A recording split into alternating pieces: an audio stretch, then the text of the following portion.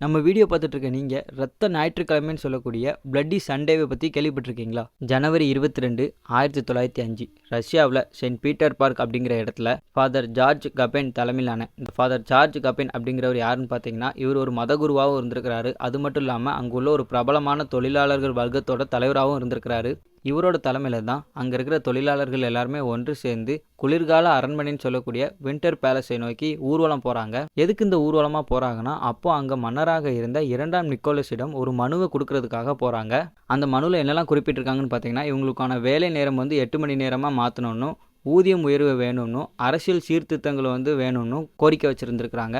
இந்த ஊர்வலத்தில் தொழிலாளர்கள் அவங்களோட குடும்பத்தோடு கலந்து கொண்டனால மொத்தம் 30,000க்கும் அதிகமான மக்கள் இருந்திருக்கிறாங்க.